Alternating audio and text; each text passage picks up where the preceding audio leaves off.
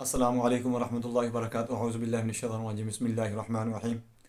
आज मैं आपको बताऊंगा कि कुछ लोगों की टांगें जो टेढ़ी हो जाती हैं, यानी उनकी जो हड्डियां होती हैं उनका एंगल चेंज हो जाता है। दो टांगें जब वो सीधी खड़ा होता है तो दोनों घुटनों के दरमियान खला ज़्यादा होता है आम लोगों की निस्बत, और टांगों के दरमियान जो खला बनता है वो ज़्यादा बनता है आम लोगों की निस्बत। जो जैसे जिन लोगों की टांगें सीधी होती हैं उनका खला कम होगा, जिनकी टांगें टेढ़ी हो जाएंगी जैसे ऐसे हो जाएंगी उसकी हड्डियाँ, तो उसका खला ज़्यादा हो जाएगा। इस बीमारी को क्या कहते हैं, सारी मैं आपको डिटेल से बताऊंगा। पूरी वीडियो देखें, आपको बहुत ज़्यादा फ़ायदा होगा। मैं हूं डॉक्टर हाफिज़ अब्दुस्तार अंजम, आप देख रहे हैं यूट्यूब चैनल। मेरा आज का जो मौजू है वो है बो लेग्स डिजीज़, बोइंग डिजीज़। बो लेग्स डिजीज़ है क्या, ये क्यों होती है, इसका इलाज किया जा सकता है, कैसे किया जा सकता है, और इसका तदारक है भी, इसका इलाज है भी या नहीं है। दोस्तों, ये जो बो लेग्स की बीमारी है, ये बचपन में ही मसला आ जाता है कि ये जो बच्चे होते हैं इनकी बोन्स जो होती हैं वो कमज़ोर होती हैं, नरम होती हैं, उनके अंदर विटामिन D3 कम होता है, जिसकी वजह से हड्डियां जो होती हैं वो लोड नहीं लेती। जब उनके ऊपर प्रेशर पड़ता है तो उनका एंगल चेंज होना शुरू हो जाता है। जैसे ये सीधी हो गई हड्डी, आप जिस बंदे की सीधी हड्डियां हैं वो तो सीधा खड़ा होगा। जब बो लेग्स वाला जो मरीज़ होता है उसकी हड्डियों का एंगल ऐसे हो जाता है।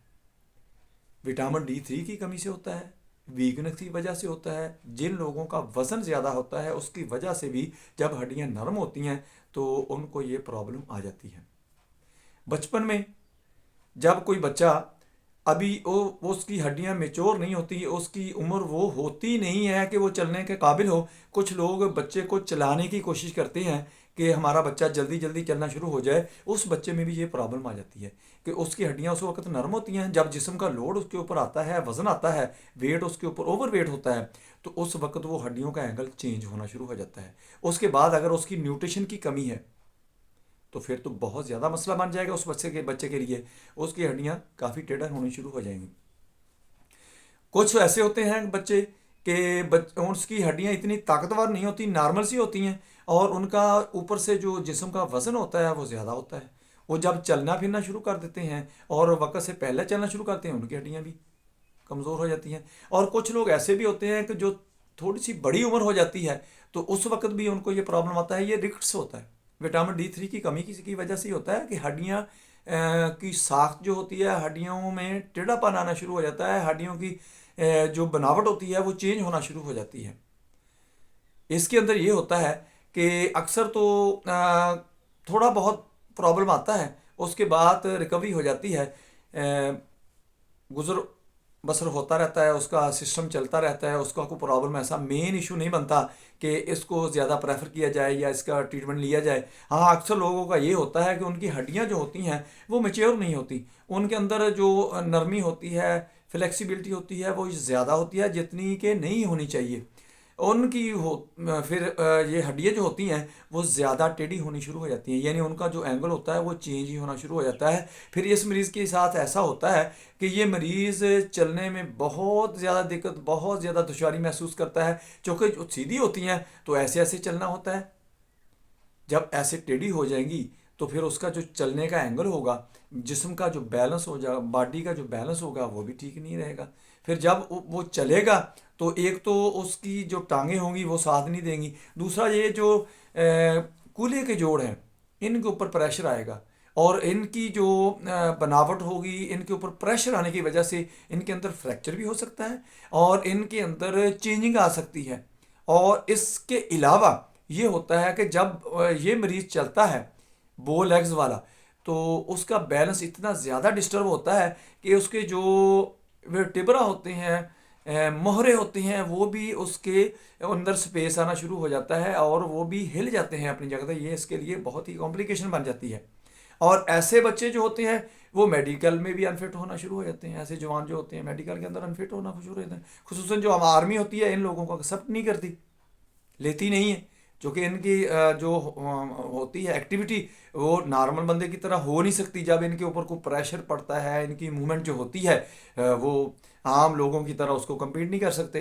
इसलिए ये उनको ये लोग आर्मी वाले खुसूसन जो होते हैं इनको एक्सेप्ट नहीं करते, क्योंकि इनका एंगल की वजह से बड़े ये इश्यूज होते हैं।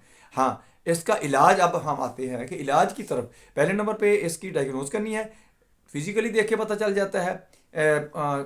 पाँव को हड्डियाँ जो हैं टांगों को अगर थोड़ा सा कपड़ा हटा के देखा जाए, उनका एंगल आपको पता चल जाएगा कि नॉर्मल बंदे का जो सीधियाँ हड्डियाँ होती हैं इनका एंगल टेढ़ा हो जाता है, ऐसे शक्ल इख्तियार कर लेता है, वो देखा जा सकता है। और इसके साथ साथ कुछ टेस्ट होते हैं, यानी विटामिन D3 का टेस्ट करवा लें, उससे पता चल जाएगा इसके अंदर डेफिशिएंसी आएगी उसकी।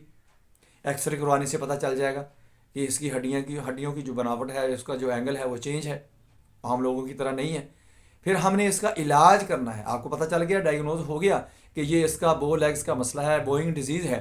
अब हमने इसका इलाज कैसे करना है दोस्तों? इसका इलाज ऐसे है, पहले तो इस मरीज़ को ब्रेस्ट सेल डाले जाते हैं, यानी उनको सपोर्ट दी जाती है। अगर हम सपोर्ट ना दें तो हम इसकी जो ट्रीटमेंट है उसमें सक्सेस हासिल नहीं कर सकते, और ये बहुत ही सब्र आज़मा होती है, लंबा अरसा तक इलाज करना पड़ता है।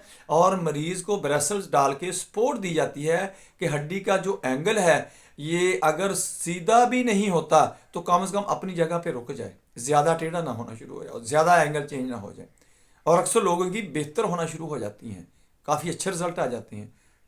मैक्सिमम तकरीबन 65% इसके चांस होते हैं कि थोड़ा सा फ़र्क रह जाता है, तकरीबन 20% फ़र्क रह जाता है, 80% मरीज़ तकरीबन ठीक हो जाता है, ऐसा भी होता है। लेकिन क्या होता है कि मरीज़ की जो कोऑपरेटर सूरत हाल होती है कि अगर मरीज़ आपके साथ कोऑपरेट करता है, उसकी जो कोऑर्डिनेशन है वो अगर होगी तो फिर है। वो कैसे कि उसने ब्रेसल्स डालने हैं, चलना फिरना रूटीन के मुताबिक है, ज़्यादा जिस्म के ऊपर लोड नहीं डालना, अपने वज़न को कम करना है, और मेडिसन उसने रेगुलर लेनी है।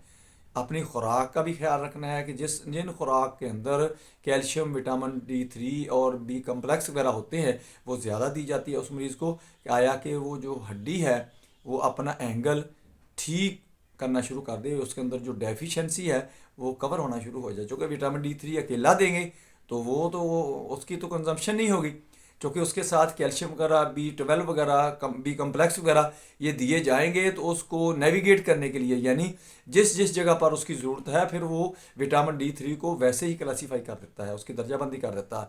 ये नहीं कि जिस जगह पे उसकी ज़रूरत नहीं वहीं पर रुकना शुरू हो जाए, ये भी प्रॉब्लम बन जाती है। ये बहुत ही सेंसिटिव और बहुत ही कॉम्प्लिकेटेड ट्रीटमेंट है, और बहुत ही तवज्जो के काबिल है कि डॉक्टर भी काबिल हो, और इसके साथ साथ मरीज जो है वो इतनी अवेयरनेस रखता हो कि मुझे प्रॉब्लम क्या है, मुझे कितनी देर तक ये मेडिसिन खानी पड़ेगी, कितनी देर के बाद मेरे रिजल्ट आने शुरू हो जाएंगे। अगर वो महीना 15 दिन दवाई खाता है छोड़ देता तो कोई रिजल्ट नहीं, कोई फ़ायदा नहीं उसको मेडिसिन खाने का।